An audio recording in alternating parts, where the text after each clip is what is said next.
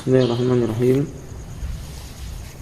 Alhamdulillahi wassalatu wassalamu ala nabiyyina Muhammadin wa alihi wa sahbihi wa man tabi'ahum bi ihsan ila yaumiddin wa ba'du.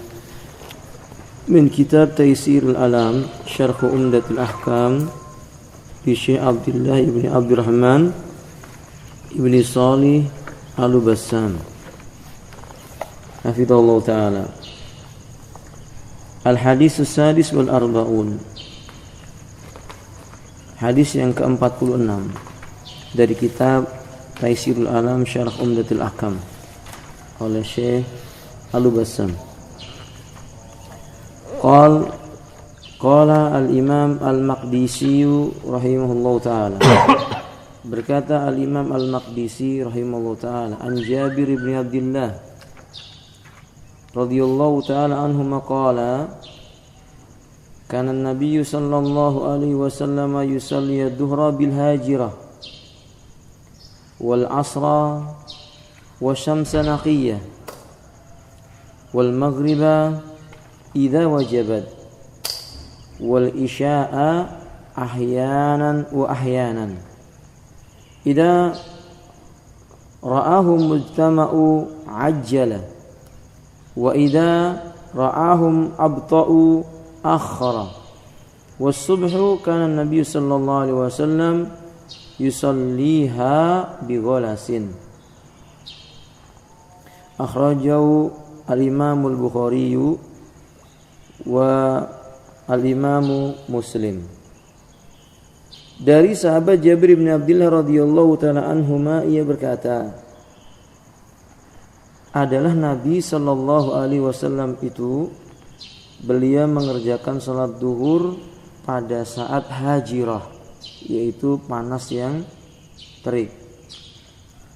Wal asra, dan beliau mengerjakan salat asar, yaitu wasamsu naqiyah, matahari masih terlihat bersih, putih, belum kuning. Wal maghriba, dan beliau mengerjakan salat maghrib idza wajabat, kalau mataharinya benar-benar telah tenggelam.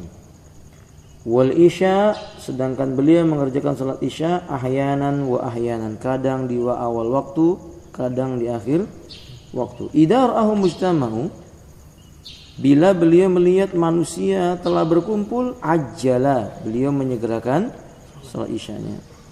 Wa idza ra'ahum abta'u akhara, apabila beliau melihat kaum muslimin itu abta', datangnya terlambat, akhara, maka beliau akan mengakhirkan waktunya. Was-subha, sedangkan beliau mengerjakan salat subuh itu, kana Nabi sallallahu alaihi wasallam yusalliha bi ghalas.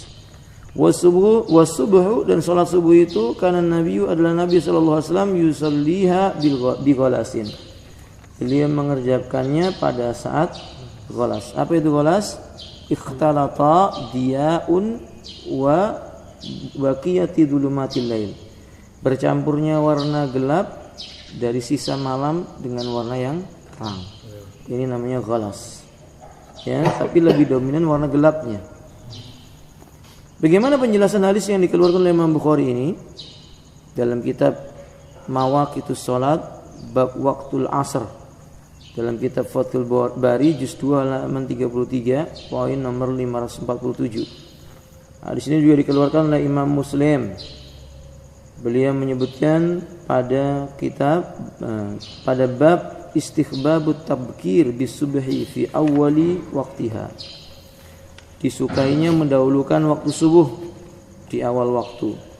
Nah, gharibul hadis, tentang istilah yang agak aneh dalam hadis ini yang perlu diketahui.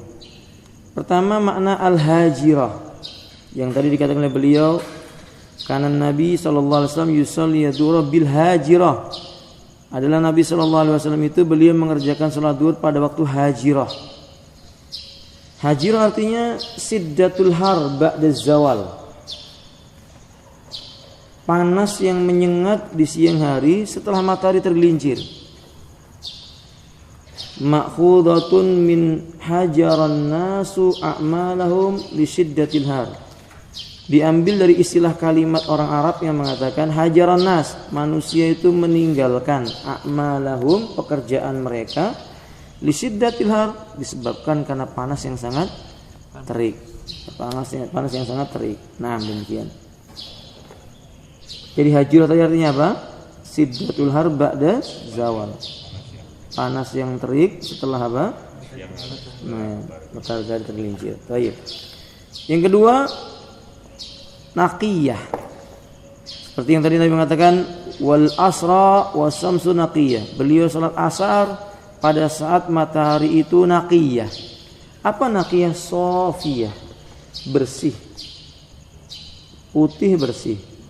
Lam tadkhulha safratun wala taghayyarun, di mana warna matahari belum berkuning-kuningan, belum berubah, masih putih terang. Itu namanya apa tadi? Naqiyah. Baik. Kemudian yang sama, jadi kalau ada orang diberi nama naqah artinya apa? Yang bersih dan putih. Nah, terang. Jadi kalau kulitnya hitam nanti beri nama naqah, berarti yang putih apa namanya? Hatinya gitu ya. Nah. Yang ketiga, ikhwan fillah, idza wajabat, kalimat idza wajabat. Seperti hadis Nabi yang tadi menyebutkan wal maghriba idza wajabat. Salat maghrib apabila telah wajabat, yaitu saqitat wa ghabat. Mataharinya telah benar-benar hilang, tidak terlihat sama sekali, tenggelam. Yani asyams. Yang keempat, al-ghalas. Arti ghalas bi fathi ghain, huruf ghainnya dibaca dengan fathah. Wal lam, lamnya juga dibaca dengan fathah. Artinya adalah dzulamu akhiril lail ma'adiyais sabahu taqaddama. Bercampurnya gelapnya akhir sebuah malam yang juga dicampur dengan warna hampir terang. Jadi ya ini sudah lewat golasnya. Ini sudah lewat. Tadi ketika tadi masih gelap, hampir putih seperti ini namanya apa? Golas. Nah, demikian. Al-ma'na al-ijmali, secara umum hadis ini kalau diambil makna fi hadil hadis, di dalam hadis ini bayanul afdhali fil waqti. Ada penjelasan tentang keutamaan salat tepat pada waktunya. Li ada'i salawatil khams, dalam menunaikan salat 5 waktu. Fa salatul dhuhri, salat zuhur misalnya, hina tamilu samsu an kabdiz samai, ketika matahari sudah condong lepas dari tepat di atas, bagian atas. Jadi matahari condong menuju ke arah barat. Maksudnya begitu tergelincir dia, sudah enggak di atas kepala lagi. Begitu tergelincir sedikit sudah masuk waktu. Itulah yang paling baik. Wal asru, sedangkan salat asar yakni tusalla wasyamsu ma tazalu bayda'un naqiyatun. Dikerjakan salat asar itu ketika matahari sudah benar-benar tercondong ke arah barat, tapi warnanya masih apa? Putih terang.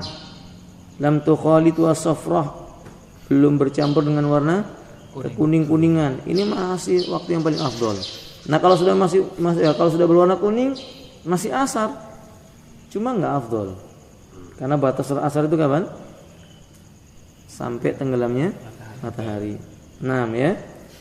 Wa qadruha, takarannya atau ukurannya ayyakuna dhilla kulli syai'in mithluh. Bayangan satu benda itu panjangnya sama dengan tingginya. Ba'da dhilliz zawal, ya. Jadi kalau misalnya terkena sinar matahari, takarannya begitu bayangan benda itu sama panjangnya dengan tinggi benda, itulah asar, dan itu waktu yang terbaik. Kalau lebih panjang daripada itu bagaimana? Ya masih asar. Sampai matahari tenggelam dari itu, batasnya salat asar itu. Wal maghribu, maghrib tusalla waktu sukuti syamsi, waktu sukuti syamsi fi mughayyabiha. Dikerjakannya kalau matahari sudah hilang. tenggelam dari tempat peredarannya. Walhasil ketika sudah tidak kelihatan berarti sudah masuk waktu maghrib. Wa anal isya, kapan waktu isya? Yura'a fiha halul mu'tamin. Ya, dikerjakannya dilihat kondisi orang-orang yang berjamaah di dalamnya. Fa in hadaru, seandainya mereka itu hadir dalam waktu yang awal, fi awwali waqtiha wa wazawalus safaqil ahmar. Kapan awal waktu salat isya itu? Hilangnya warna kekuningan atau kemerahan di ufuk barat. Ya, jadi kalau di ufuk barat itu warna kemerahannya sudah hilang, itu sudah habis waktu maghrib dan sudah masuk waktu apa? Isya. Sallu, para sahabat akan salat bersama Nabi. Wa in lam yahduru, atau wa in lam yahduru, kalau seandainya jamaahnya belum hadir, akharaha, diakhirkan waktunya, ila ma yuqarribu minan nisfil awal, sampai hampir pada pertengahan malam yang pertama, minal lail. Fa innahu waqtuhal afdalu laulal masyaqqah. Sungguh waktu yang seperti inilah yang paling baik bagi salat isya kalau tidak memberatkan siapa? Umatnya. Kalau tidak memberatkan kaum muslimin. Wa anna salata subhi, sesungguhnya salat subuh itu takunu inda awal ikhtilatid diya'i bid-dulam. Waktu yang paling baik menurut beliau ketika tampak percampuran warna akhir gelapnya malam dengan cahaya awal dari cahaya terang dari awal siang. Cahaya terang dari awal siang. Faham tuh ya ikhwati? Nah, kedari disebut dengan fajar apa? Shadiq. Faedah hadis ini. Yufahamu min hadzal hadisi afdaliyatul mubadarati bi salati dhuhri mutlaqan. Difahami dari hadis yang mulia ini seutama-utama atau paling utamanya salat zuhur itu secara mutlak dikerjakan dengan segera. Disegerakan salat subuhnya, salat zuhurnya. Walakinna mukhassisun bi hadisi Abi Hurairah. Tetapi kadang-kadang zuhur itu dikhususkan dengan hadis Abu Hurairah di situasi tertentu. Kata Nabi, idastaddal har, bila siang hari terasa sangat terik, fa'abridu bis shalah, maka tundalah sampai terasa agak redup atau dingin. Fa inna siddatal harri, karena sesungguhnya panas yang terik di siang hari itu, panas yang amat terik di siang hari itu, min fayhi jahannam, itu merupakan hembusan api neraka jahannam. Maka tidak disukai kalau panasnya sangat terik. Tapi kalau di negeri kita ya, nah, kalau di ruangan yang ber-AC ya nggak berlaku. Kalau di luar di sana panas, kemudian di masjidnya itu ber-AC ya tetap dikerjakan. Nah, kembali. Hadis ini riwayat Imam Al-Bukhari dan juga dikeluarkan oleh Al-Imam Muslim. Hadisnya muttafaqun alaih. Kata beliau selanjutnya, wa fi hadisi Khabbab, dan terdapat dalam hadisnya Khabbab dalam riwayat Imam Muslim, Nabi berkata, Khabbab berkata, syakauna ila Rasulillah sallallahu alaihi wasallam fi Ramadan. Kami pernah mengadukan kepada Rasulullah sallallahu alaihi wasallam di bulan Ramadan. Maksudnya salat zuhurnya ditunda dulu. Falam yusakkuna.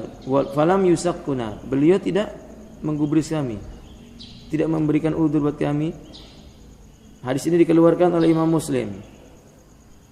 Apa maksudnya? Yuridu annahum talabu ta'khiradz dhuhra. Mereka berharap agar Nabi mau mengundurkan atau mengakhirkan waktu zuhur. An waqtil ibradi falam yujibhum. Tapi maka Nabi tidak menjawab panggilan mereka itu. Maksudnya mereka meminta agar Nabi mengakhirkan zuhur sampai datang waktunya waktu zuhur sampai datang waktunya dingin cuacanya. Tapi beliau tidak menjawab permintaan para sahabat. Wa dzalika li khasyati khurujil waqt, karena beliau khawatir kalau dibiarkan nanti habis waktunya. Di Saudi itu ya dari kalau musim panas dari mulai waktu duha ya sampai maghrib panas. Nah, kalau seandainya ditunggu sampai ditakhirkan ya enggak selesai-selesai, ya. Nah, kemudian ma yukhadu minal hadis, apa yang bisa kita ambil dari beberapa hukum hadis ini? Awalan, yang pertama, afdhaliyatul mubadarati bis salati fi awwali waqtiha ma'adal isya. Disukainya menyegerakan semua jenis salat dikerjakan di awal waktu selain salat isya. Salat isya paling baik waktunya menjelang tengah malam. Yang kedua, sanian, annal afdhala fil isya, sesungguhnya keutamaan yang dilakukan salat isya itu at-ta'khir, adalah dengan cara mengundur atau mengakhirkannya. Wa yakunu ila nisfil lail, jadi waktu yang tepat di hampir pertengahan malam, kama sahhat bihil ahadits, sebagaimana telah sahih pada hadis tadi yang tadi kita sebutkan. Illa idajtama al-musallun, kecuali kalau seandainya sudah berkumpul jamaah yang mau salat, fatusalla khasyatal masyaqqa alaihim bil intidhar, maka dikerjakanlah salat isya khawatir karena itu memberatkan bagi mereka menunggu waktunya. Jadi, kalau memang jamnya sudah berkumpul disegerakan. Kalau belum berkumpul ditunggu sampai menjelang hampir tengah malam. Yang ketiga, annal afdhala lil imami mura'ata halil mutamin min takhfifi ma'al itmami wal italatu ma'a adamil idjari. Yang paling utama bagi seorang imam itu memperhatikan dengan baik kondisi makmumnya, kondisi orang-orang yang ada di belakangnya, memperhatikan tentang bagaimana meringankan tapi tetap menyempurnakan menyempurnakan rukun-rukunnya. Jadi sholatnya nggak terlalu panjang tapi rukunnya sempurna, tumaknina, ruku, sujud dan semuanya. Dan juga memanjangkan tanpa harus memberatkan. Kalau memang mau panjang ya ingat, tapi jangan terlalu memanjangkan. Panjang boleh tapi jangan terlalu memanjangkan. Cuma menakjubkan kita di hadis berikutnya kita akan jumpai Nabi itu tidak memberatkan jamaahnya. Bacaannya cuma 60 sampai 100 ayat. 60 sampai 100 ayat. Masya Allah itu Nabi ya. Ya kalau kita 100 ayat kayaknya sudah banyak yang garuk kepala gitu kan ya. Nah, wallahu a'lam bishawab. Taib sampai lara iman. Kemudian yang keempat, rabi'an. Fil hadis, di dalam hadis ini dalilun ala taglisi fil fajri, dalil menunjukkan untuk memposisikan waktu golas dalam mengerjakan salat fajar. Wa huwa hujjatun ala man yarul isfar kama taqaddama. Dan inilah hujjah yang kuat untuk membantah yang mengatakan tunggu sampai warna kekuning-kuningan. Jadi tidak harus menunggu seperti ini baru salat subuh. Nah, ini belum terbit matahari nih, kawan. Ini masih subuh. Nah, ulama Hanafiyah berpendapat inilah waktu yang paling baik. Begitu selesai salat langsung apa? Terang. Nah, dikatakan oleh para ulama, Nabi tidak menunggu waktu seperti ini. Gelap, beliau sudah lakukan, tapi kadang beliau baca panjang sekali. Sehingga selesai salatnya sudah terang. Nah, Al-Imam Al-Utsaimin menjelaskan tergantung kondisinya. Kalau di musim panas, gholas lebih baik. Gelap yang sangat gelap, campuran warna terangnya masih sedikit sekali, itu lebih baik. Tapi kalau di musim dingin, menunggu sampai isfar seperti ini, agak terang seperti ini, itu lebih utama supaya tidak terlalu dingin cuacanya. Karena itu bisa mengganggu kekhusyuan orang yang sholat. Fahimtum ikhwati? Nah, khamisah, yang kelima. Fil hadis, di dalam hadis ini dalilun ala anna salata fi jama'atin aula minal ityani bi salati fi awali waqtiha. Ini perhatikan dengan baik. Astagfirullah ya Hasan. Di dalam hadis ini ada bukti, ada dalil bahwa salat berjamaah itu jauh lebih utama dibandingkan mengerjakan salat di awal waktunya. Maksudnya begini. Kalau Anda mengumandangkan azan, jamaah belum datang, tapi Anda ingin menyegerakan sholat, itu enggak lebih baik dibandingkan menunggu jamaahnya datang, lalu sholat berjamaah. Karena sholat berjamaah jauh lebih baik daripada sendirian, sekalipun yang sendirian itu dikerjakan di awal waktu. Makanya Nabi mengakhirkan sholat subuh itu, sholat isya itu sampai kaum muslimin berkumpul semuanya. Fahimtum ikhwan? Nah, kadzalik. Wa dzalika limura'atil jama'ati fi salatil isya. Yang demikian itu untuk menjaga pentingnya berjamaah di dalam salat isya itu. Kenapa begitu ya kawan? Karena salat isya ini salat yang paling berat bagi orang munafik. Dan salat apa ya kawan? Subuh dan salat subuh. Kita tambahkan satu hadis lagi. Wa qala Imam Al-Maqdisi, berkata Imam Al-Maqdisi rahimahullah taala, al-hadisus sabi wal arba'un. Hadis yang ke-47. An Abil Minhal, dari sahabat Abu Minhal, Sayyar ibni Salamah. Sayyar ibni Salamah. Bukan sayyarah ya. Kalau sayyarah apa? Kendaraan ya. Naam. Sayyar ibni Salamah. Qala, ia berkata, dakhalat ana wa abi ala Abi Bazzah al-Aslami. Aku bersama dengan ayahku menjumpai sahabat Nabi yang bernama Abu Barzah al-Aslami radhiyallahu ta'ala an. Faqala lahu abi, ayahku berkata kepada Abu Barzah al-Aslami radhiyallahu ta'ala an, kaifa kana Rasulullah sallallahu alaihi wasallam yusalli al-maktubah? Bagaimana dahulu Rasulullah sallallahu alaihi wasallam dalam mengerjakan salat wajibnya? Faqala, Abu Barzah al-Aslami radhiyallahu an menjawab, karena dahulu beliau sallallahu alaihi wasallam yusalli al-hajirah, mengerjakan salat al-hajirah. Salat apa ini, kawan? Zuhur. Allati tad'una al-ula. Allati tad'una al-ula, yang dahulu kalian menyebutnya dengan al-hajirah. Padahal Allah menyebutnya dengan apa? Zuhur. Haina tadhadu syamsu, itu terjadi ketika matahari sudah tergelincir. Tapi teriknya masih terasa. Wa yusalli al-asra, dan beliau salat asar. Summa yarji'u ahaduna ila rahilihi ila rali fi aqsal Madinah wa samsu hayyah. Ketika beliau mengerjakan salat asar, sesudah salat asar selesai, salah seorang di antara kami pulang ke tempat tinggalnya yang tinggalnya di ujung kota Madinah, mataharinya tetap masih putih terang. Berarti begini maksudnya, salat asarnya itu masih terang sekali. Sampai-sampai ketika Nabi sudah selesai salat bersama sahabat, ada seseorang rumahnya di ujung Madinah masih bisa sampai di rumahnya dalam keadaan matahari tetap terang. Belum berwarna apa? Kekuning-kuningan. Ya, di zaman dahulu kalau disebut ujung Madinah benar-benar jauh ya, kawan. Iya, kalau sekarang ya ke Bir Ali saja 15 menit ini ya. Yang demikian. Kata beliau selanjutnya,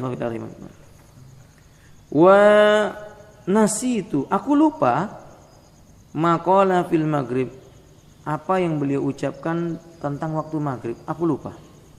Wa kana yastahibbu ay yu'akhkhira minal isya, dan beliau dahulu sangat menyukai untuk mengakhirkan salat isya. Allati tad'una al-atama, yang dulu kalian menyebut salat isya itu dengan sebutan atama. Ya, jadi ada yang menyebut salat isya itu dengan salat apa? Atama. Apa itu, Ikhwan? Masak sambil gitu? Masya Allah. Baik. Wa kana yaqra'u an-nauma qablaha wal haditsa ba'daha. Nabi tidak menyukai tidur sebelum salat isya dan memperbanyak pembicaraan sesudah salat isya. Ini dibenci oleh Nabi. Wa kana yanfatilu min salatil ghadati hina ya'rifur rajulu jalisahu.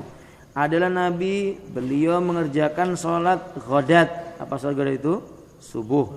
Ketika seseorang bisa mengenal orang yang ada di sampingnya saja. Di sampingnya saja. Sebelahnya lagi enggak tahu. Sampingnya saking dekatnya ya tahu, oh si fulan, ya toh? Nah, demikian. Wa kana yaqra bisittina ilal mi'ah. Beliau biasanya salat subuh itu membaca antara 60 sampai 100 ayat. Masya Allah. Insya Allah setelah kita baca di sini kita praktekkan nanti kan ya. Nah, kadzalika. Hadis ini dikeluarkan oleh Imam Bukhari juga oleh Imam Muslim.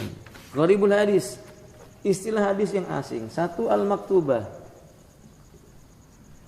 Arti al-maktubah itu as-shalawatul khams, salat 5 waktu. Maktubah itu sebenarnya diterjemahkan dalam bahasa Indonesia artinya wajib. Ya, salat yang wajib ya ini salat 5 waktu. Wa yuridu al-fardhu al-mafruḍah. 2 al-ula. Apa itu al-ula? Al-dhuhru.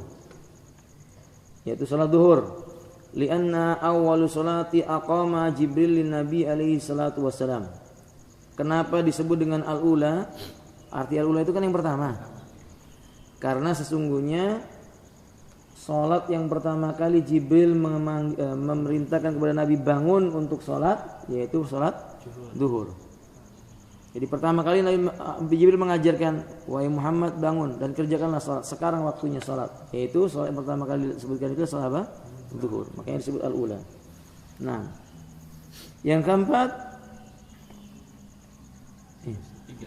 yang ketiga, salisan.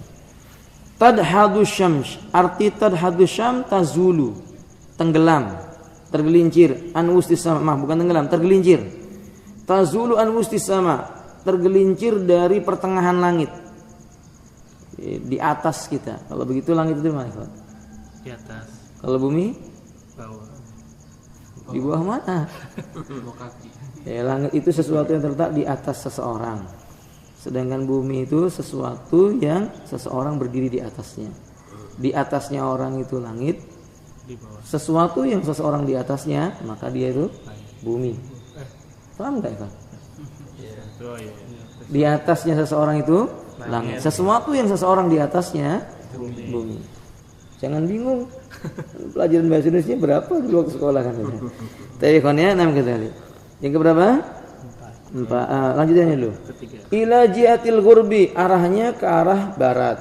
Yuqalu dahadha birijli. Misalnya ada orang berkata dahadha birijli, seseorang itu tergelincir sampai menggores dengan kakinya bumi itu. Idza fahisa biha. Jadi kalau ada orang tergelincir itu kan biasanya ada kelihatan bekasnya.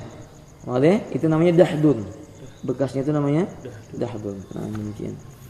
Yang kelima, yang keempat, wasyamsu hayyatun, dan matahari itu hidup. Hayat itu artinya hidup.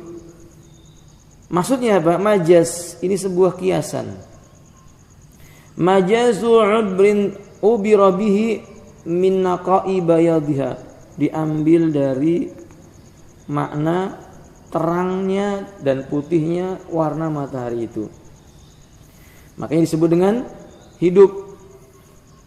Quwwatu asari hararatiha wa inaratiha. Artinya kuatnya, kuatan itu ya kuat. Kuah itu hanya kuat ya. Kuatnya cahaya, kuatnya bekas panas yang ditimbulkannya dan cahaya yang dikeluarkannya. Disebut dengan hayyat. Saking teriknya atau terangnya maka disebut dengan hayyatun. Yang kelima, al-atama. Al-atama itu artinya muharrakah. Apa muharrakah? Alhamdulillah. Apa muharrakah? Bergerak. Dzulmatul laili hina yugibu syafaq, artinya bergeraknya waktu malam, munculnya gelapnya sampai hilangnya warna. Berarti kan kelihatan sekali gini. Antum kalau di tengah malam sangat tidak begitu terasa malam itu bergerak. Tapi kalau di awal malam habis maghrib menuju, antum perhatikan langit. Langit itu seperti bergerak. Ada pergerakan yang ada pada langit itu. Makanya disebut dengan apa tuh? Atama. Langit itu ada seperti pergerakannya di mana malam itu berjalan. Maka Islam itu gaya bahasanya indah ya, kan? Disebut yang berjalan itu malam. Kalau menurut teori sains yang berjalan apa? Bulan ya. Menurut teori sains, maaf. Bumi. Bulan mengelilingi bumi mengelilingi matahari, kan begitu ya teorinya. Nah, demikian. Masya Allah la quwwata illa billah. Pada bagian bulan mengelilingi bumi ini tepat. Makanya disebut malam itu berjalan. Ya Allah. Tapi tentang masalah apa namanya? Matahari berputar mengelilingi bumi mengelilingi matahari, di sini ada perbedaan pendapat para ulama. Para ulama ada yang mengatakan enggak, yang berjalan itu adalah matahari. Karena Allah menyebut siang yang berjalan. Tapi menurut ilmu sains yang berjalan adalah si bumi itu.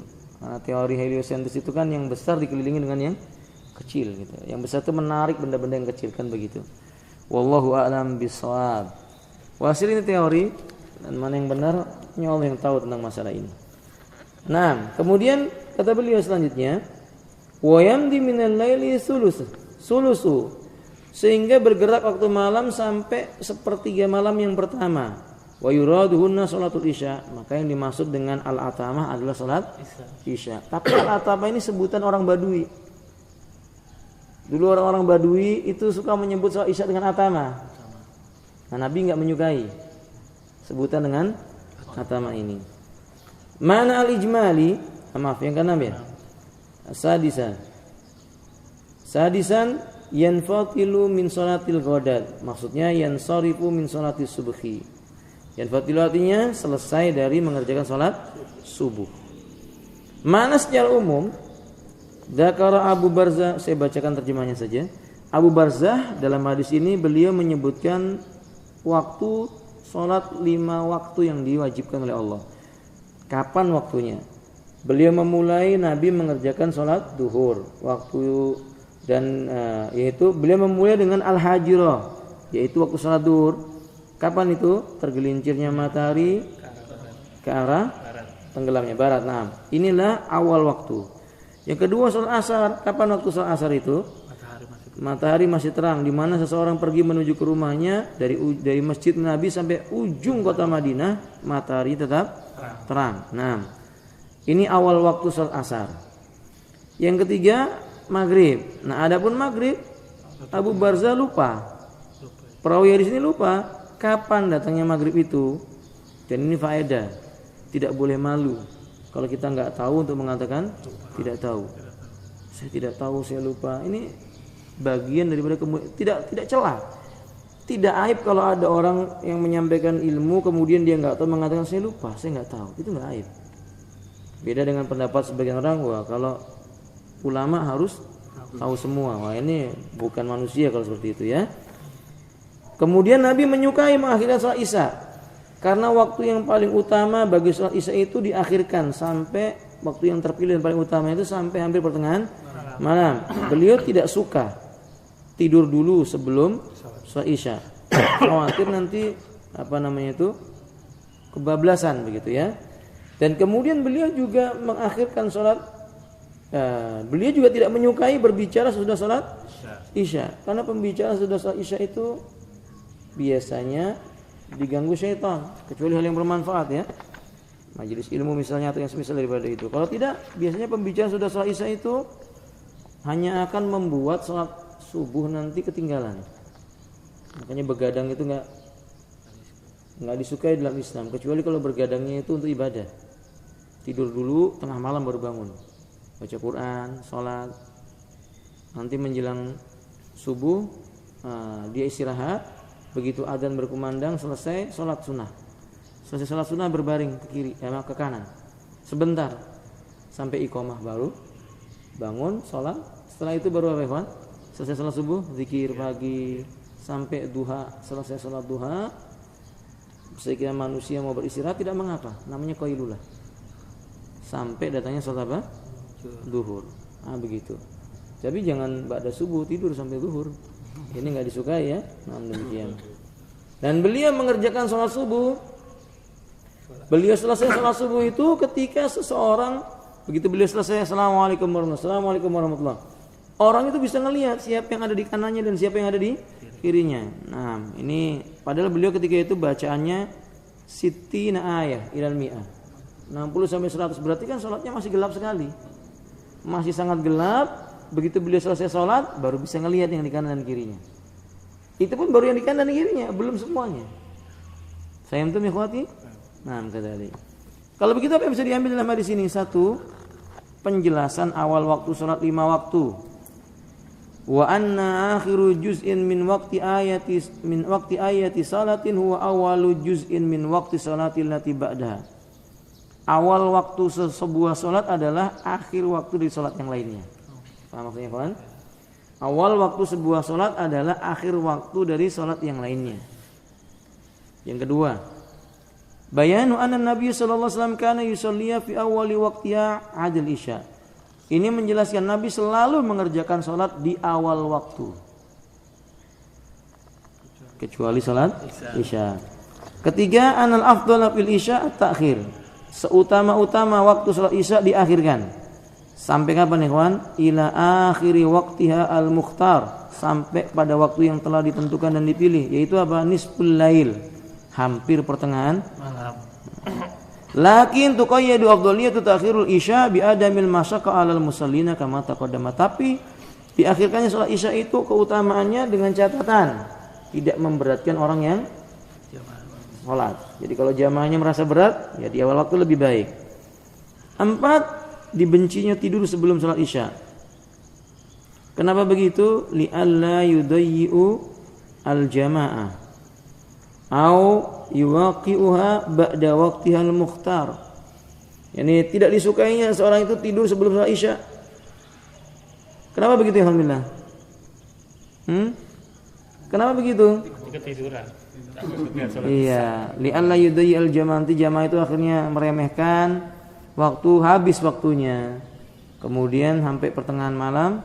Nah, sampai pertengahan malam sudah datang belum salat isya. Yang kelima, tidak disukainya berbicara sudah salat isya. Kenapa? Karena nanti dia tidak bisa bangun malam. Li'alla yanamu an salatil lail. Dia tertidur dari salat malam. Akhirnya enggak salat witir. Padahal witir itu cuma 3 rakaat bisa. Tapi kebanyakan manusia, coba lihat ya, perhatikan dengan baik. Pinternya setan itu mengganggu manusia. Cuma 3 rakaat. Jarak waktu dari ba'da isya, misalnya katakanlah ba'da isya itu jam 8 malam. Sampai subuh, misalnya subuh itu jam berapa? Jam 5. Berapa jam ya, Pak? 7 jam toh, kurang lebih toh? Iya. 7 jam atau salah? Hah? 7 jaman. Tayyib sekitar itu alhamdulillah. Atau lebih daripada itu. Ala kulli alhamdulillah, tapi coba lihat ada enggak yang terbangun kemudian salat witir? Hampir kebanyakannya enggak. Bangun-bangun ada yang cuma bangun toh, buang air kecil, tidur lagi. Innalillahi wa inna ilaihi. Setan tuh kalau mengganggu begitu ya alhamdulillah. Padahal qiyamul lail itu punya keutamaan yang sangat besar. Kita kalau misalnya nggak sanggup 11, cukup 3 rakaat, nanti tidur lagi nggak apa-apa. Pelan-pelan melatih diri kita untuk salat malam itu pelan-pelan, 3 rakaat dulu, nanti tidur lagi. Besok lagi setelah punya kemampuan tambah 2 rakaat lagi, berarti 5 rakaat. Nanti tambah lagi, begitu ya alhamdulillah. Ya, saya ingatkan ini kepada diri saya dan kepada antum, thalabul ilm itu aib kalau nggak salat malam. Penuntut ilmu itu kalau nggak salat malam itu aib. Jadi mesti salat malam walaupun cuma 3 rakaat saja. Yang keberapa ya alhamdulillah? Ke-6. Nah, ada tambahan nih. Akan tetapi dibencinya berbicara sesudah salat isya ini kalau seandainya pembicaraannya itu selain mudakaratul ilm, bab yang berkaitan dengan ilmu agama. Kalau berkaitan dengan ilmu yang bermanfaat ya enggak apa-apa. Atau misalnya al-istighal bi masalihil muslimin, menyibukkan diri mengerjakan sesuatu yang bisa mendatangkan kemaslahatan kaum muslimin. Seperti antum di bulan Ramadan mengumpulkan apa? Zakat lalu dibagikan. Ya enggak apa-apa. Karena memang ini untuk kemaslahatan kaum muslimin. Yang keenam, ucapan allati tad'una al-atama. Allati tad'una al-atama, yang dulu kalian menyebutnya al-atama. Ini dalil tidak disukainya salat isya dinamai dengan atama. Kenapa tidak suka? Karena terdapat dalam riwayat Imam Muslim secara marfu, la yaghlibannakumul a'rab ala ismi salatikum. Jangan sampai orang Arab Badui mengalahkan kalian dalam menyebut nama-nama salat kalian. Fa inna fi kitabillah isya, itu dalam kitabullah salat atama itu dinamakan isya. Ya udah kita sebut isya. Jangan disebut apa? Atama. Naam. Wa kana Ibnu Umar yaghdabu min hadhihi tasmiyah. Ibnu Umar pernah marah ketika ada orang menyebut salat isya dengan salat apa? Atama. Karena di kitabullah disebut dengan isya.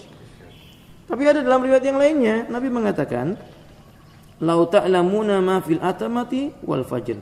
Seandainya kamu tahu betapa besar pahala dalam salat atama dan salat fajar subuh. Hadis ini dikeluarkan oleh Imam Bukhari. Jadi Nabi juga pernah menyebut atama.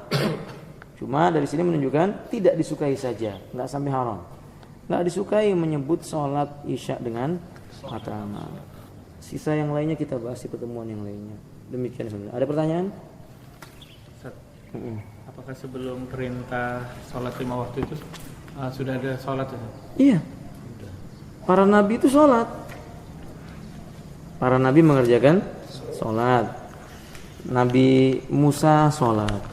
Makanya dalam kisah sholat, dalam kisah Isra dan Mi'rajnya Nabi, ketika Nabi berjumpa dengan Nabi Isa, beliau menganjurkan agar Nabi SAW meminta rukhsah sampai akhirnya cuma jadi 5 waktu. Yang kedua, kalau ditanyakan apakah Nabi sholat? Iya, Nabi sholat. Tapi sholatnya sebelum turun perintah sholat yang 5 waktu, tentu sholatnya syariatnya berbeda ketika itu. Sebab di antara makna sholat itu artinya doa. Doa, ya. Nabi kan bertahanus. Tahanus itu menyepi. Ketika itu di gua apa? Hira. Ini bukan bertapa loh ya. Beda tahanus dengan bertapa. Kalau bertapa itu berdiam diri, pejam, nggak gerak-gerak, itu namanya tahanus. Nah kalau itu namanya bertapa. Kalau tahanus masih bisa berkomunikasi dengan orang lain, makan. Mungkin Nabi kan diantar makanan. Bahkan membawa makanan ke gua Hira. Dipersiapkan oleh siapa? Istri beliau yang bernama Khadijah. Beda antara bertapa dengan tahanus. Jadi kalau ada orang Islam yang bertapa dengan alasan loh Nabi aja bertapa di gua Hira, itu lancang. Menuduh Nabi apa? Bertapa itu ajaran Hindu atau Buddha, bukan ajaran Islam. Dan itu termasuk sholat, doa. Arti sholat kan doa salah satunya. Saya itu ya khawati. Nah, di antara para nabi yang sholatnya duduk, sujud saja, cuman sujud. Ada yang juga ruku. Nah, Nabi SAW sempurna, berdiri, ruku, sujud, duduk di antara dua sujud sampai salam. Paham tuh? Wallahu a'lam bishawab. Taklis sama golas itu sama ya? Taglis itu dari kata-kata golas. Taglis dari kata-kata golas. Jadi taglis. Kenapa bisa begitu nanti kalau sudah sampai pelajaran apa? Pelajaran bahasa Arab kita dari kitab Mukhtar nanti ada insyaallah. Ustaz, mengkodok sholat itu nggak ada ya dalilnya? Mengkodok sholat ada dong dalilnya Pak. Bukankah Abu Hurairah ketika beliau melihat Nabi selesai sholat subuh, sholat lagi, maka kemudian Nabi SAW ditanya oleh Abu Hurairah selesai sholat, ya Rasulullah, kamu kan melarang kami sholat ba'da asar dan ba'da subuh. Apa yang kamu lakukan ini wahai Rasulullah? Kata Nabi, aku tadi belum mengerjakan qobliyah subuh. Khusus untuk wajib ada sholat wajib? Ada Pak, karena waktu yang tidak disengaja. Kalau yang disengaja nggak ada. Kalau nggak sengaja ada qodoknya. Apa contohnya? Perang Khandaq. Di perang Khandaq, Umar datang kepada Nabi, wahai Rasulullah, aku belum mengerjakan salat asar. Ketika itu sudah masuk maghrib. Kata Nabi, sungguh aku juga celaka suatu kaum yang membuat nabinya terlalai dari mengerjakan sholat ketika itu. Maka kemudian Bilal mengumandangkan adzan. Selesai adzan maghrib, Nabi bukan mengerjakan salat maghrib, salat asar dulu. Padahal sudah masuk maghrib itu. Nabi salat asar berjamaah dengan kaum muslimin, selesai salat asar lanjutkan dengan salat apa? Maghrib. Berarti kan diqodok namanya Pak. Qodok itu artinya mengerjakan waktu setelah mengerjakan sholat setelah lewat waktunya. Tapi tidak berlaku pada sholat-sholat kita zaman dulu yang nggak Oh tidak, nah, sholat yang ditinggalkan dengan sengaja di masa lalu karena memang dia belum mengetahui atau meremehkannya, kemudian dia bertobat kepada Allah, tidak perlu diqodok lagi. Nah yang seperti itu nggak ada dalilnya. Nggak ada dalilnya. Ada ucapan dari Imam Ibnu Hazm dalam kitab Al-Wajiz. Bentar ya kawan, ini ada faedah yang sangat baik. Barakallahu fikum. Nah, di kitab Al-Wajiz, Ibnu Hazm di dalam kitab Al-Muhalla juz 2 halaman 235 mengatakan, innallaha ta'ala, sesungguhnya Allah Ta'ala itu ja'ala, telah menjadikan likulli sholatin fardin, untuk setiap sholat wajib itu waktan mahdudut torfaini, waktunya berbatas antara satu sholat dengan sholat yang lainnya. Yadkhulu fi hinin mahdudin wa yubtilu fi waqtin mahdudin, bila datang waktu yang satu berarti membatalkan waktu yang lainnya. Fala farqa baina man shalla qabla waqtiha wa baina man shalla ba'da waqtiha. Tidak ada bedanya Apakah orang itu mengerjakan sholat sebelum masuk waktunya ataukah mengerjakan sholat sesudah lewat waktunya, sholatnya batal. Karena kewajibannya sholat itu di waktunya. Li'anna kilaihuma sholat fi ghairil waqti. Sholat yang dikerjakan sebelum dan sesudah waktunya itu di luar waktu, berarti batal. Wa aidan, demikian pula fa innal qada'a ijabu syar'in. Sesungguhnya menetapkan adanya qada salat ini telah menetapkan adanya sebuah syariat. Wa syar'u la yajuzu li ghairillahi ta'ala ala lisani Rasulullah sallallahu alaihi wasallam. Dan syariat itu tidak boleh ditetapkan selain dengan apa yang datang dari Allah melalui lisannya Rasulullah sallallahu alaihi wasallam. Walau kanal qada'u wajiban, kalau seandainya mengqada salat-salat yang telah berlalu itu yang tadi disebutkan oleh Pak Gamal tadi itu, hukumnya wajib alal amid bagi mereka yang sengaja litarki salat, meninggalkan salat.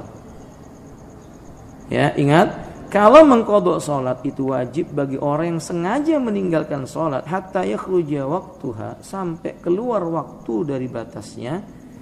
Lima aghfalallahu ta'ala wala rasuluhu sallallahu alaihi wasallam dalik. Tentu Allah tidak akan lupa menyampaikan dalilnya. Demikian pula Rasulullah tidak akan lupa menyampaikan dalilnya.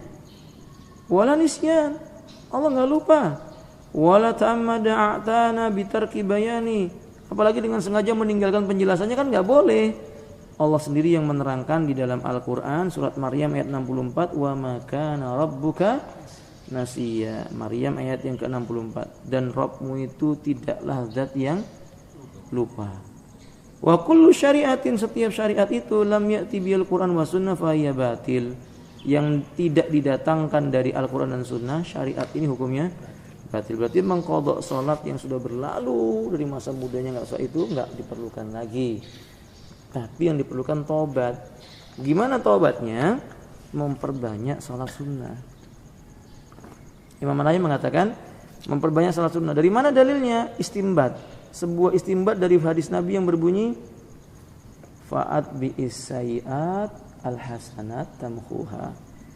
Ganti, ikuti kejelekanmu di masa lalu dengan kebaikan. Semoga kebaikan itu menghapuskan kesalahanmu di masa lalu.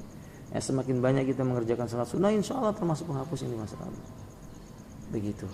Wallahu a'lam bishawab.